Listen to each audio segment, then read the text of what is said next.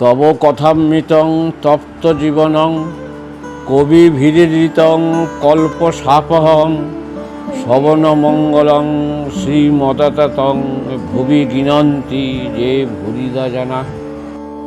আমার প্রিয় বন্ধুরা, আজ আপনাদের কাছে শ্রী শ্রী রামকৃষ্ণের অমৃতবাণী কথামৃতের কিছু অংশ পাঠ করে শোনাচ্ছি।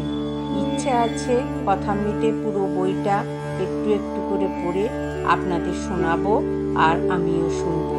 যদি ভালো লাগে তবে একটা লাইক, কমেন্ট ও সাবস্ক্রাইব করে দেবেন। প্রিয় বন্ধুরা, পরম পুরুষ শ্রী রামকৃষ্ণের মুখ নিঃসৃত অমৃতবাণী কথামৃতের পরবর্তী অংশ আজ আমরা পড়ব। এক প্রতিবেশী ঠাকুরকে জিজ্ঞেস করছেন, তবে পাপ করলে আমাদের কোনো দায়িত্ব নেই? ঠাকুর তার উত্তরে বললেন, ঈশ্বরের নিয়ম যে পাপ করলে তার ফল পেতে হবে। লঙ্কা খেলে তার ঝাল লাগবে না? সেজবাবু বয়সকালে অনেক রকম করেছিল, তাই মৃত্যুর সময় নানা রকম অসুখ হলো। কম বয়সে এত টের পাওয়া যায় না। কালীবাড়িতে ভোগ রাখবার জন্যে অনেক সুন্দরী কাঠ থাকে। ভিজে কাঠ প্রথমটা বেশ জ্বলে যায়, তখন ভেতরে যে জল আছে টের পাওয়া যায় না। কাঠটা পোড়া শেষ হলে যত জল পেছনে ঠেলে আসে ও ফ্যাচ ফ্যাচ করে উনুন নিভিয়ে দেয়। তাই কাম, ক্রোধ, লোভ এসব থেকে সাবধান হতে হয়। দেখো না, হনুমান ক্রোধ করে লঙ্কা দগ্ধ করেছিল। শেষে মনে পড়লো অশোক বনে সীতা আছে, তখন ছটফট করতে লাগলো, পাছে সীতার কিছু হয়। প্রতিবেশী তখন জিজ্ঞেস করছে, তবে ঈশ্বর দুষ্টু লোক করলেন কেন?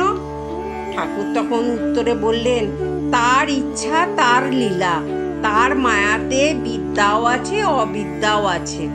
অন্ধকারেরও প্রয়োজন আছে। অন্ধকার থাকলে আলোর আরো মহিমা প্রকাশ হয়। কাম, ক্রোধ, লোভ খারাপ জিনিস বটে, তবে তিনি দিয়েছেন কেন? মহৎ লোক তয়ের করবেন বলে। ইন্দ্রিয় জয় করলে মহৎ হয়। জিতেন্দ্রিয় কি না করতে পারে, ঈশ্বর লাভ পর্যন্ত তার কৃপায় করতে পারে। আবার অন্যদিকে দেখো, কাম থেকে তার সৃষ্টি লীলা চলছে। দুষ্টু লোকেরও দরকার আছে। একটি তালুকের প্রজারা বড়ই দুর্দান্ত হয়েছিল, তখন গোলক চৌধুরীকে পাঠিয়ে দেয়া হলো। তার নামে প্রজারা কাঁপতে লাগলো। এত কঠোর শাসন, সবই দরকার।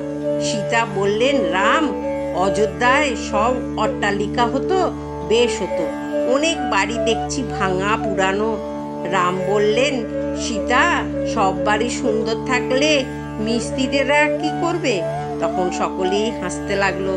ঈশ্বর সব রকম করেছেন, ভালো গাছ করেছেন, বিষ গাছ, আবার আগাছাও করেছেন। জানোয়ারদের ভেতর ভালোও আছে, মন্দও আছে।